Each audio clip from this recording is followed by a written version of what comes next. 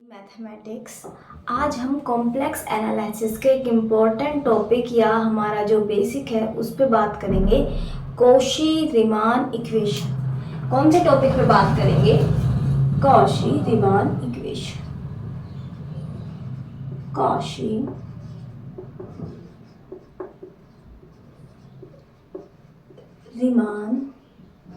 Equation, जिसे हम short में लिख देते हैं CR इक्वेशन। ज़्यादातर को CR इक्वेशन नाम याद रहता है, कॉशी-रीमान याद नहीं रहता है, तो CR इक्वेशन या कॉशी-रीमान इक्वेशन ये क्या है? देखिए, ये पार्शियल डेरिवेटिव्स पे इसका मतलब जो इसका मीनिंग है, या जब हम कॉशी-रीमान इक्वेशन या इसकी कंडीशन की बात करते हैं तो ये पार्शियल डेरिवेटिव्स पे है। किस तरह से है इसे समझिए।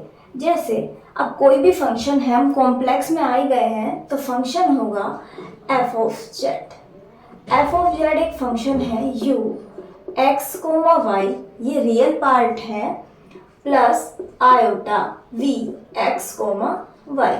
इसे क्या कहेंगे? रियल पार्ट, और ये इमेजनरी पार्ट, उसका फंक्शन का रियल पार्ट और ये इमेजनरी पार्ट। अब हम मान लेते हैं कि एफ जेड क्या है? डिफरेंशिएबल फंक्शन है। एफ जेड है डिफरेंशिएबल फंक्शन है, या हम कहेंगे कि और एफ डैश जेड क्या है? एग्जिस्ट कर रहा है, एग्जिस्ट कर रहा है।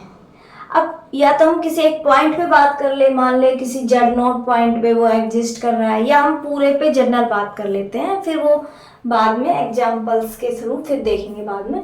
तो मान लिया एफ डैश जेड एग्जिस्ट कर रहा है। एफ जेड है क्या हमारे पास? u x, y plus iota v x, y, यानी कि u plus iota v, u और v x, y के फंक्शन है। x, y कहाँ से आता है?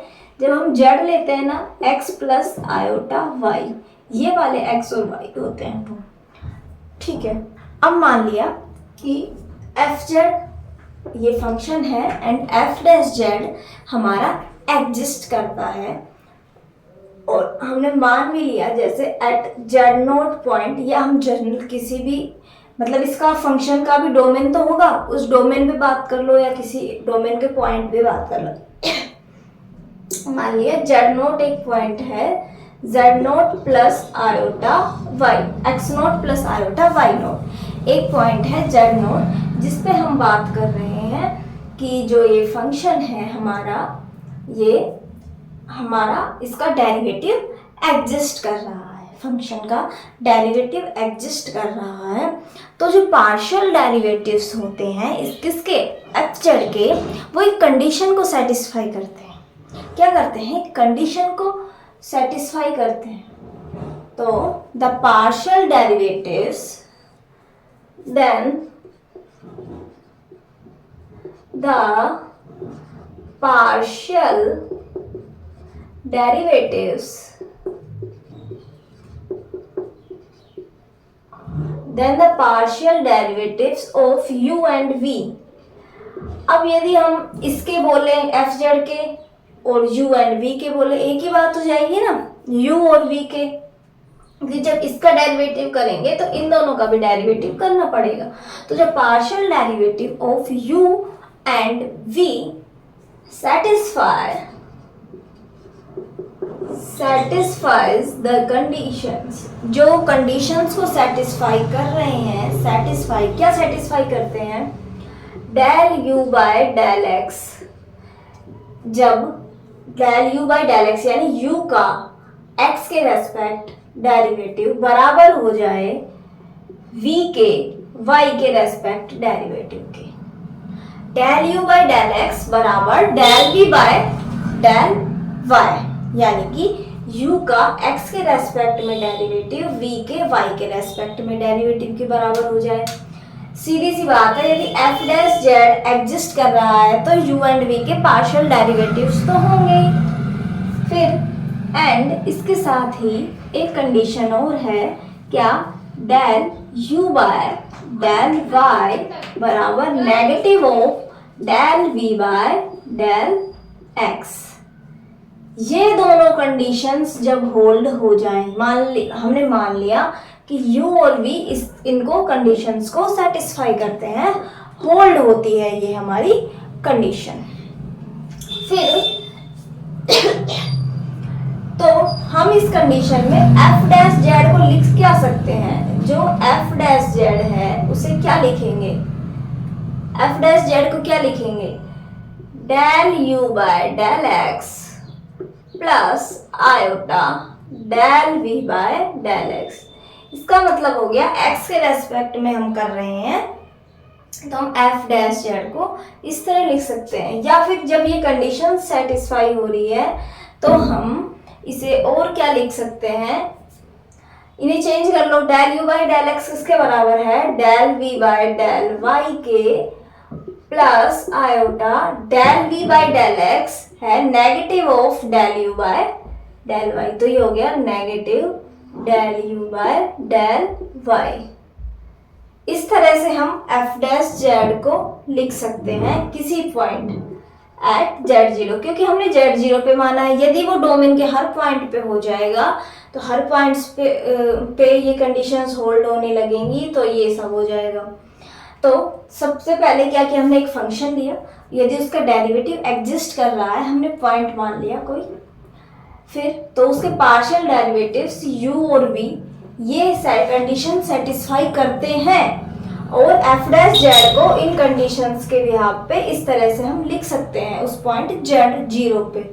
तो जो ये कंडीशंस हैं क्या लिखेंगे u का x के रेस्पेक्ट डेरिवेटिव बराबर v का y के रेस्पेक्ट डेरिवेटिव एंड u का y के रेस्पेक्ट डेरिवेटिव बराबर नेगेटिव ऑफ v का x के रेस्पेक्ट डेरिवेटिव।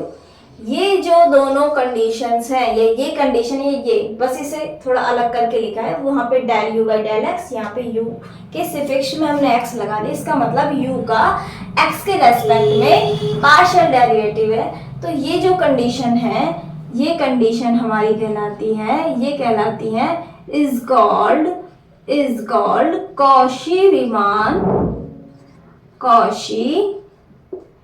कॉशी-रीमान इक्वेशंस या CR इक्वेशंस।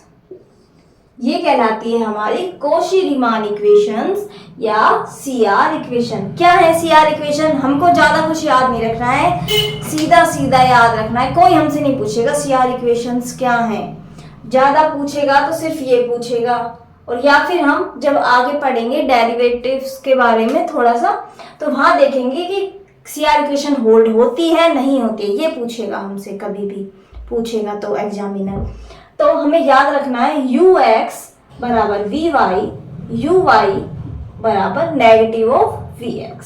ये होता है हमारी कॉशी-रीमान इक्वेशंस। तो ये इक्वेशंस आपको याद रखनी है। इसके बाद अब इसकी कुछ बात, इसके आगे बात करेंगे। अब अभी तक हमने देखा कॉशी-रीमान इक्वेशन होती क्या है, ux बराबर vy एंड uy बराबर नेगेटिव ऑफ vx। अब एक इसमें ही आगे बढ़ते हैं।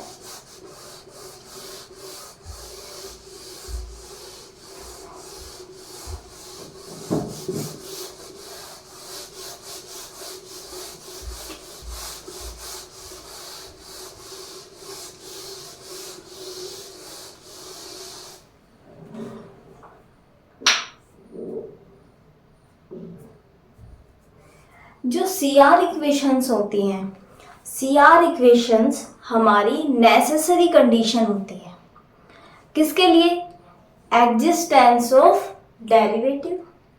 एग्जिस्टेंस ऑफ डेरिवेटिव के लिए क्या होती है, नेसेसरी कंडीशन होती है, लेकिन सफिशिएंट कंडीशन नहीं होती, सफिशिएंट नहीं होती। तो पहले ये लिखिए फिर समझिए कैसे, स्टार लगा के लिख लीजिए। प्रॉपर्टी टाइप या स्टेटमेंट है जो हमें याद रखना है, रिजल्ट है CR equations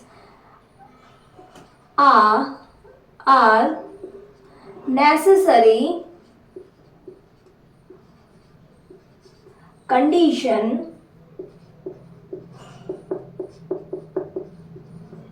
for existence of derivative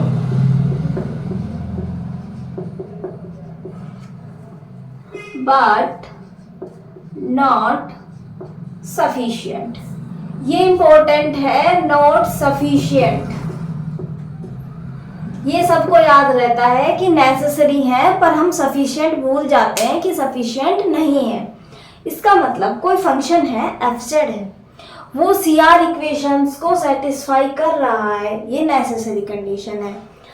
तो हम उस फंक्शन के बारे में ये नहीं कंफर्म नहीं बता पाएंगे कि उसका डेरिवेटिव एग्जिस्ट करता है या नहीं करता है, क्योंकि ये सिर्फ नेसेसरी है, सफिशिएंट नहीं है। यदि ये पता लग जाए हमें कि CR इक्वेशन होल्ड्स नहीं हो रही है, जब CR इक्वेशन होल्ड्स नहीं होती तो हम कंफर्म कहेंगे, क्योंकि नेसेसरी है एग्जिस्टेंस के लिए डेरिवेटिव के, तो हम कंफर्म बता देंगे कि डेरिवेटिव एग्जिस्ट नहीं कर रहा है। बट यदि हमारे पास ये पता लग रहा है खाली कि एग्जिस्ट कर रही है, तो हम ये नहीं कह पाएंगे CR इक्वेशन है, होल्ड्स हो रही हैं, तो कंफर्म नहीं है कि डेरिवेटिव हो।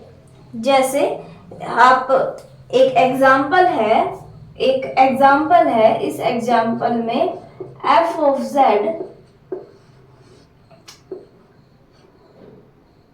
bar square by z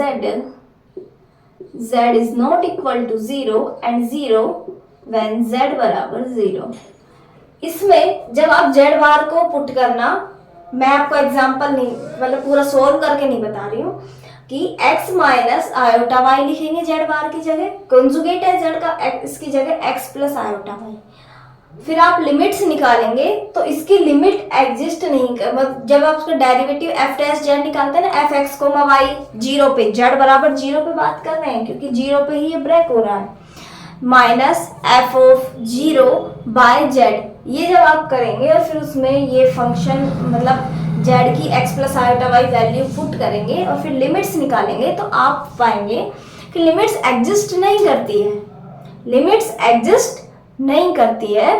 पर यदि इसमें इसे हम u और प्लस आयोटा v की फॉर्म में लिख दें, यदि हम x प्लस आयोटा y और x माइनस आयोटा y इस तरह से z बार को लिख दें और पुट करके u और प्लस आयोटा v की फॉर्म में यदि हम ले आए और फिर हम CR इक्वेशंस को होल्ड कराएं, तो CR इक्वेशंस यहाँ पे होल्ड्स हो जाती हैं z बराबर 0 पे। हमें z बराबर 0 पे ही तो चेक करना है। तो ये एग्जांपल है कि जहाँ पे CR इक्वेशन होल्ड होती है लेकिन फिर भी f dash z at z बराबर 0 एग्जिस्ट नहीं करता है। इसे आप खुद चेकआउट करेंगे कि इस फंक्शन इसमें क्या है, एट z बराबर 0 CR इक्वेशंस होल्ड्स बट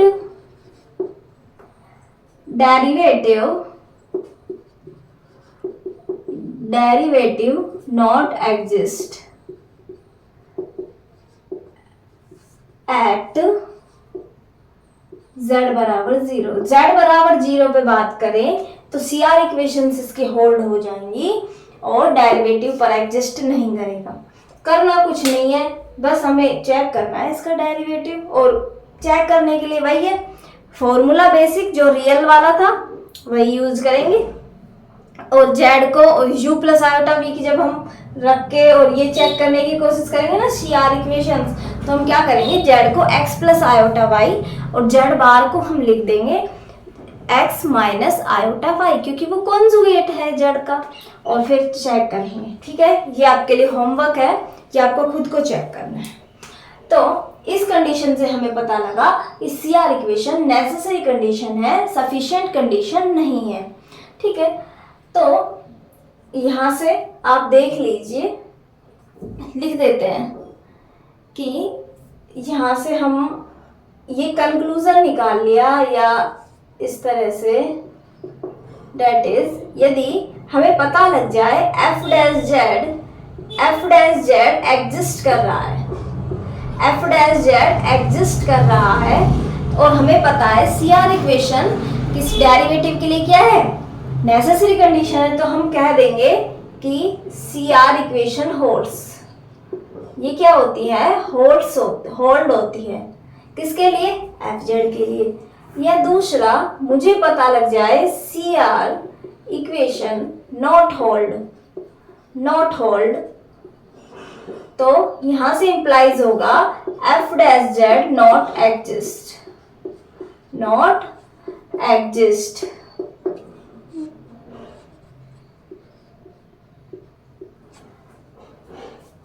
पर यदि CR इक्वेशन होल्ड हो रही है तो हम कंफर्म नहीं बता पाएंगे कि वो डेरिवेटिव एग्जिस्ट करता है या नहीं।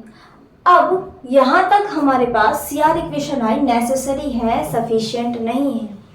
अब यदि हमें पता भी लग गया किसी क्वेश्चन में कोई एग्जांपल है कि CR इक्वेशन होल्ड हो रही है, यदि हमें इसका डेरिवेटिव चेक ना करें, ये हमें इसमें पता लग गया CR इक्वेशन होल्ड हो रही है, तो क्या आप इसी बिहाफ पे बता पाएंगे इसका डेरिवेटिव एग्जिस्ट करेगा या नहीं करेगा, नहीं बता पाएंगे ना। तो उसके लिए भी एक कंडीशंस है, एक कंडीशन हम इसमें इम्पोज करेंगे, एक नई कंडीशन ऐड करेंगे CR इक्वेशन के साथ। यदि वो होती है तो डेरिवेटिव कंफर्म ही एग्जिस्ट कर जाता है। क्या है वो कंडीशन, वो देखेंगे।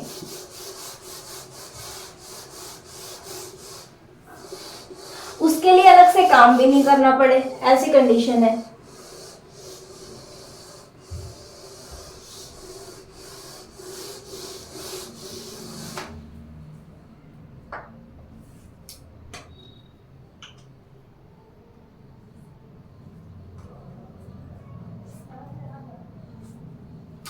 To make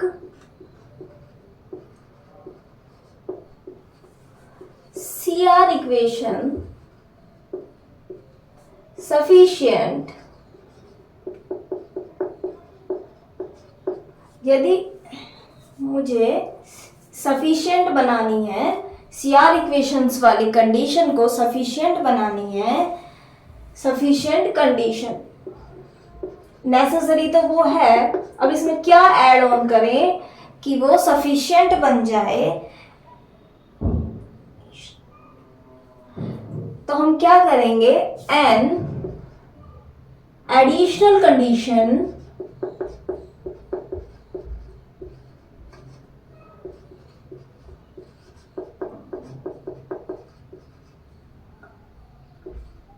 ऑफ continuity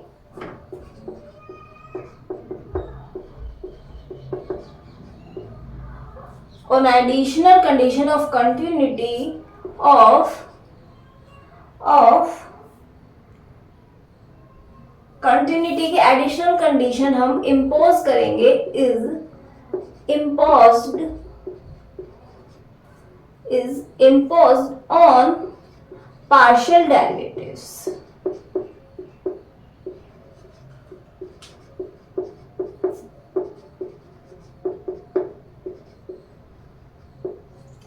यानी कि यदि अब यह तक सफिशिएंट कंडीशन बनानी है, नेसेसरी कंडीशन है, तो हम क्या करें, CR इक्वेशंस हमने निकाली। जब CR इक्वेशन होल्ड कराएंगे तो हम क्या करेंगे, UX बराबर VY एंड VX बराबर नेगेटिव ऑफ UY, ये चेक करेंगे, ठीक है।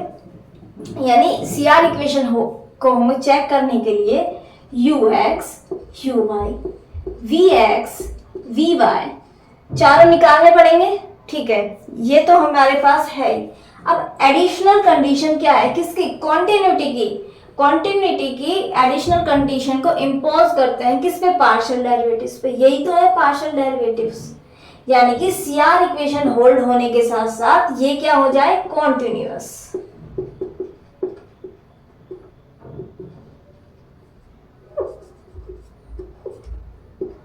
ये क्या हो जाए, कॉन्टिन्यूअस हो जाए।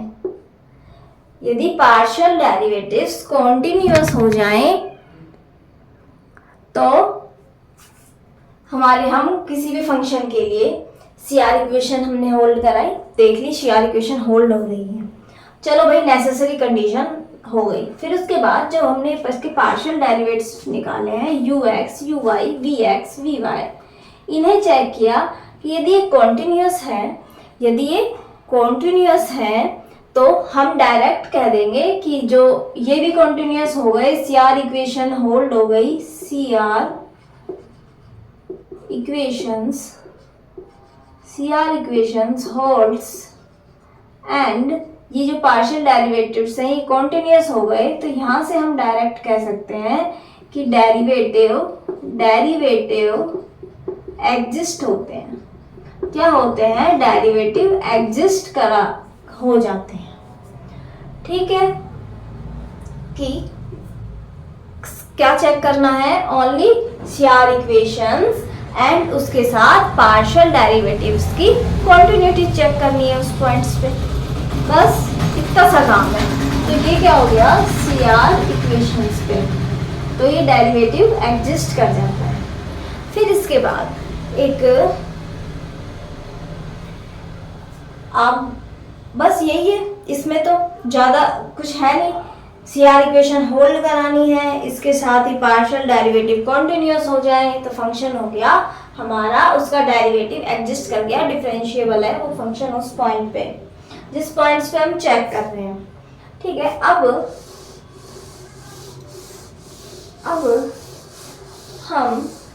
मैं आपको एक इसकी CR इक्वेशन की पोलर फॉर्म और इसके साथ ही इसकी polar form of CR equation. आपने किसी भी कर्व की पोलर फॉर्म पढ़ी होगी तो हम x और y को r, थीटा में चेंज करते हैं। किस में चेंज करते हैं? r, थीटा में चेंज करते हैं। आपने जब सर्किल पढ़ा था, जैसे सर्किल होता है हमारा x² + y² बराबर r², r उसकी रेडियस है। तो इसे पोलर में चेंज करने के लिए हम क्या करते हैं? x को लिखते हैं r cos थीटा, y को लिखते हैं r sin थीटा। ठीक है, तो ये क्या हो गया? Parametric form. और यदि हम उसी को ही r को यदि इस तरह से दोनों में मैनिपुलेशन करके इस तरह से लिख देते हैं, r बराबर 2a cos थीटा, a उसका मान लिया वो है रेडियाई, तो r बराबर 2a cos थीटा, या फिर वहां पे r और थीटा है जो उस r और थीटा में आ गया, तो क्या हो गया? Polar equation. क्या हो गई? पोलर इक्वेशन r और थीटा में। तो इसी तरह CR इक्वेशंस भी है। u और x, y का फंक्शन है, तो उन्हें हमने उस क्वेश्चन के हिसाब से वहां पे हमने उसे चेंज कर लिया पोलर में। तो हम क्या करेंगे? उसका डेरिवेटिव u का r के रेस्पेक्ट डेरिवेटिव बराबर 1/r v का थीटा के रेस्पेक्ट डेरिवेटिव। दूसरी वाली कंडीशन होती है v का r के respect minus 1/r u theta. ये होती है पोलर फॉर्म CR इक्वेशन की। क्या होती है? पोलर फॉर्म होती है ये CR इक्वेशन की। UR बराबर 1/r v थीटा, VR बराबर -1/r u थीटा। UR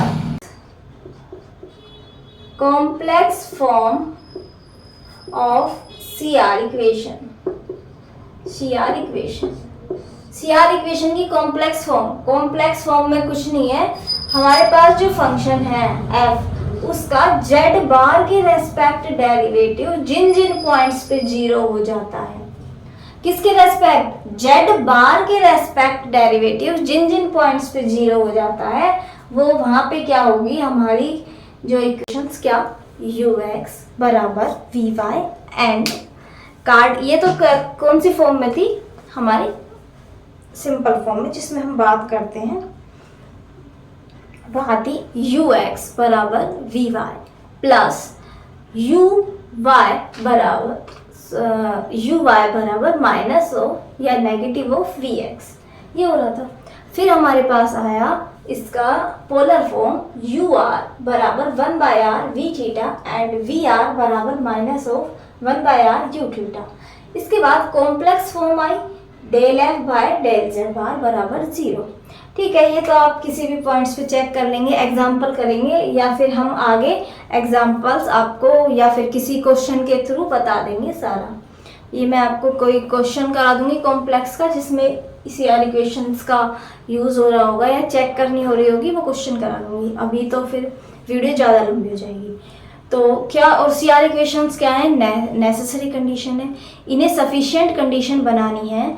तो सफिशिएंट कंडीशन बनाने के लिए हम क्या कर रहे हैं, सफिशिएंट कंडीशन के लिए हम कर रहे हैं उसमें कंटिन्यूटी की कंडीशन इम्पोज कर रहे हैं पार्शियल डेरिवेटिव्स पे। जो U X U Y V X V Y partial derivatives हैं जिनका यूज़ हम सीआर इक्वेशन चेक करने में भी कर रहे हैं, यदि वो कंटिन्यूअस हो जाए तो हम कह देंगे कि डेरिवेटिव एग्जिस्ट करता है। सफिशिएंट बनाने के लिए हम पार्शियल डेरिवेटिव्स की कंटिन्यूटी का हेल्प ले रहे हैं।